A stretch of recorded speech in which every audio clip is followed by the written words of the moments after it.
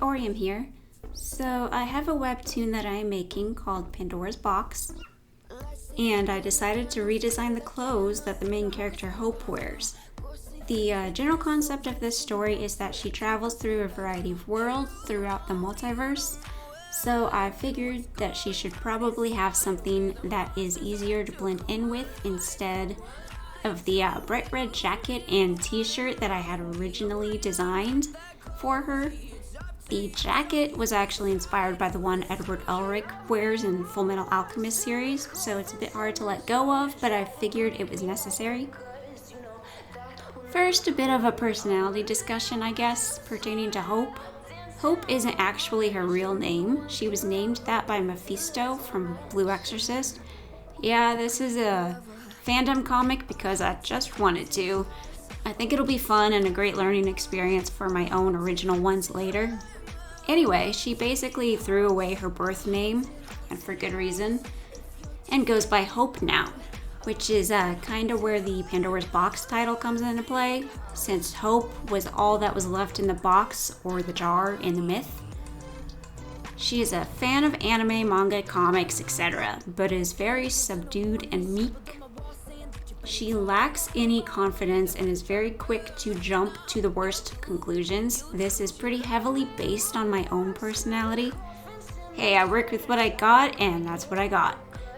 But because she plays peacemaker, since she doesn't like conflict, the story revolves around her working for Mephisto by building bridges with other worlds and certain characters in them for any future need he may have for them. She does it because Mephisto has the kind of personality that could rub a lot of people the wrong way. That, and she owes him for basically saving her life, so it is sort of like an in debt to a demon situation. To go through these worlds, he gave her a skeleton key, which can open most, if not all, doors to other dimensions. Now on to the actual design. I came across something about a silhouette rule where the character can be identified by their silhouette or shadow alone. This is how I had come up with the little heart curl that a piece of her hair does. The short hair is just because it is easier to deal with, and for a time I myself had short hair, so it was easier to draw from the mirror or photos that I took as reference material. As far as actual clothes go, I wanted to switch from pants and a t-shirt to a dress, but I wanted her to have the cropped hoodie just because that is more her personality showing through. The dress itself, I kind of figured would be important to have in certain worlds because that is just how the clothing is in them. I will probably have alterations throughout the story where the clothing can be changed, or she simply just removes the hoodie itself to reveal the dress underneath, but I didn't want to give a floor length one since she needs the freedom of movement, which is also part of the reason for the boots. Easier to run in, but still stylish.